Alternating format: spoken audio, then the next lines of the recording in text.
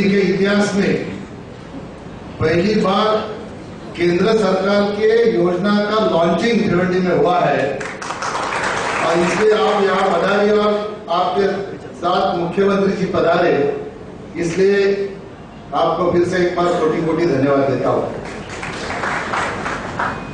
मुख्यमंत्री साहब, इतिहास अपने आप को दोहराता है। एक 95 में एक बार ऐसा हुआ था जब ये वस्त्रोद्योग प्रॉब्लम में आया था। उस वक्त गोपीनाथ मुंडे साहब यहाँ पे आए थे और उन्होंने पावर की सब्सिडी का ऐलान भिवंडी में आके किया था और आज आप आए हैं। वो बोला, उससे जो हमारा भाई बोल रहा था वो सही बोल रहा था, मैं भाजपा का कार्यकर्ता बोल रहा हूँ। फिर से एक बार ये पॉलिसी लॉन्चिंग करने के लिए केंद्र में और राज्य में भारतीय जनता पार्टी की सरकार को आना पड़ा, तब जाके ये पॉलिसी यहाँ पे लॉन्च हुई।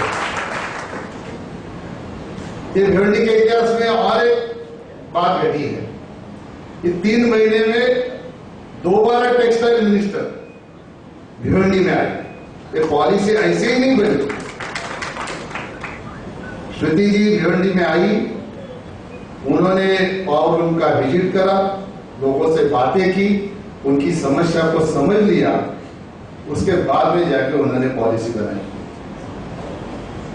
दिल्ली में भी यहां से शिष्टमंडल लेके जाने के लिए हमारे रक्षा राज्य मंत्री सुभाष भामरे और मैं, हम दोनों ने उनका नेतृत्व किया था। जैसे हम लोगों ने विनती की, आपने तत्काल वहां पे मीटिंग लगाई और लोगों की वहां पे भी समस्या सुनी और उसमें से हल निकालने का लोगों को वचन दिया। मुझे नहीं लगता कि आज तक किसी सरकार ने 6 महीने के अंदर जो उन्होंने कहा था वो अपने घर में आके देने की बात की। ऐसी ये पहली नरेंद्र मोदी जी की सरकार, और वो सरकार में वस्त्रोद्योग मंत्रालय में काम करने वाली श्रुति जी, इन्होंने ये करके दिखाया। बहुत अच्छी योजना है। मूल रूप से जिस समय हमारे नेता, हमारे मंत्री हमारी समस्याओं को समझकर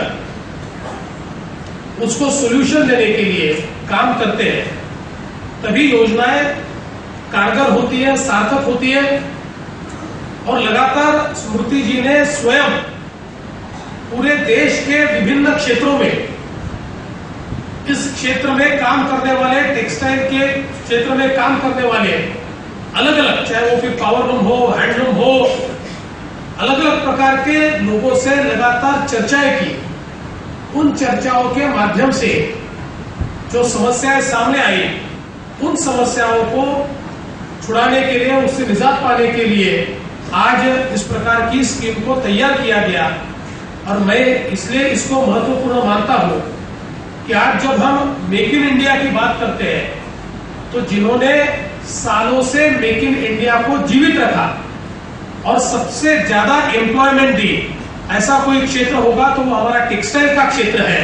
और इसलिए इस क्षेत्र को एक बड़ा बूस्ट देना, इस क्षेत्र को एक आधार देना, इस कार्य को स्मृति जी आपने हाथ में लिया, इसलिए मैं आपका बहुत बहुत अभिनंदन करना चाहता हूं। और ज्यादा रियायत चाहते हैं, इसके ऊपर विचार तो चल ही रहा है, पर एक चीज मैं आपको बताना चाहता हूं कि जिस समय हम सरकार में आए, उस समय पावर के लिए हम सब्सिडी देते थे 1000 करोड़ की, और इस 15-16 के और 16-17 के बजट में हमने पावर के लिए सब्सिडी दी है 1500 करोड़ रुपए की।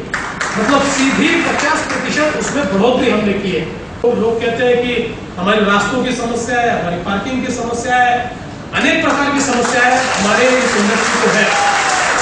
और इसलिए मैं, हमारे कमिश्नर यहाँ पर है, मैं आयुक्त को ये सूचना करता हूँ कि इसके बारे में भी एक प्लान आप तैयार कीजिए, रास्तों के संदर्भ में, पार्किंग के संदर्भ में। इसको इस संदर्भ में महाराष्ट्र की सरकार की ओर से हम इसके लिए आपको अनुदान देंगे और ये काम आप एक निश्चित समयावधि में यहाँ पर करने की कोशिश कीजिए, ताकि हम लोग एक हमारे उद्योग का स्तर भी बढ़ा पाए। विशेष रूप से जिस जनता जनार्दन के मध्य में आई थी, जिनके मध्य में कुछ लोगों ने आंखें तान कर देखा और कहा कि आए तो बहुत, बोले तो बहुत, किया बहुत कम, और मैंने कहा था कि लौटूंगी तो सारी मांगों को पूरा करने की हिम्मत के साथ लौटूंगी। ऐसे हमारे भिवंडी के सभी सम्मानित भाई स्नेही बहनों को मेरा प्रणाम। भिवंडी से पहली बार मेरा आना हुआ तो अक्सर लोगों की ये कोशिश रहती है कि कोई दिल्ली से मंत्री आ रहा है तो उसे फैक्ट्रियों की चकाचौंध दिखाओ, दूर रखो छोटे छोटे लूम से, उन छोटी छोटी गलियों से जहां पर टेक्सटाइल का कारोबार धीरे धीरे दम तोड़ता है।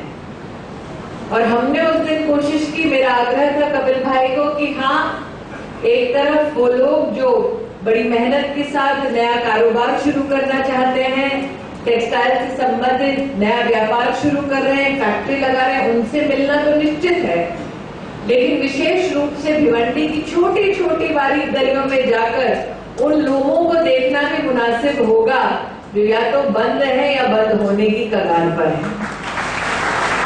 अब दूसरी पंक्ति में दो भाई बैठे हैं, एक गुजराती है, एक भिवंडी से ही है। माशाल्लाह दोनों की जोड़ी हमेशा साथ दिखती है मुझे। तो जब ये साहब मिले थे मुझे गुजराती भाई के साथ, तो उन्होंने कहा देखिए बीबी, खैरात नहीं चाहिए, भाई के नाते आशीर्वाद चाहिए, सहारा चाहिए, लेकिन खैरात नहीं चाहिए। और आज वही सहायता पहुंचाने आपके मध्य में आए हैं ताकि आप सब एक बार फिर अपने पैरों पर खड़े होकर कहें कि भिवंडी टेक्सटाइल के पावरलूम सेक्टर के डाइंग के लिए नहीं, लेकिन रिसर्जेंस के लिए, मतलब पुनर्जीवन के लिए अब जाना जाता है। 10% के आसपास का इंटरेस्ट रहता है, उसमें से 6% भारत सरकार बनेगी ताकि आपको सिर्फ 4% पर ही लोन मिले। लेकिन साथ ही आज हम देखते हैं कि जो नौजवान पावरलूम सेक्टर से जुड़ रहे हैं, उनकी बड़ी इच्छा होती है कि छोटी सी कंपनी हम बनाएं। पिताजी तो सिर्फ लूम पे बैठा करते थे, हमको एमएसएमई की कंपनी बनानी है। तो सिडबी के साथ हमने समन्वय से ये निर्णय किया है कि 3 करोड़ तक का इन्वेस्टमेंट हम करेंगे। अगर आप अपने लूम को कन्वर्ट करना चाहते हैं, एमएसएमई के एक एंटरप्राइज लघु उद्योग बनाना चाहते हैं, तो 3 करोड़ की लागत से इन्वेस्टमेंट आप सबको उसके माध्यम से मिलेगा। लेकिन सबसे बड़ी दिक्कत होती है कि जैसे कपिल भाई ने कहा, 3 महीने में कोई भी मंत्री 2 बार तो आते नहीं, अब बार बार तो आपके बीच पे आ नहीं सकते, इसीलिए आज सीएम साहब ने खुद जो टोल नंबर है उसको खुद फोन करके देखा कि चल रहा है कि नहीं चल रहा, और आपको फोन लिखा हुआ है चल रहा है। हमारी कोशिश ये है कि कॉल सेंटर के माध्यम से, जो टेक्सटाइल कमिश्नर के ऑफिस के माध्यम से चलाई जाएगी, आपको जो भी दरकार होगी उसके माध्यम से आप वहां पर अपना फोन करके आप अपनी सारी समस्याओं का समाधान ले सकते हैं। हम ये भी जानते हैं कि मोबाइल का जमाना है, अब कई बार स्कीम क्या है, स्कीम को कैसे प्राप्त करना है, इसकी जानकारी वेबसाइट के साथ साथ आगामी 1 महीने में पावर टैक्स का अलग से एक ऐप बनाया जाएगा। सबसे निवेदन है कि आप इसको डाउनलोड कीजिए ताकि सारी सुविधा आप अपनी जेब में लेकर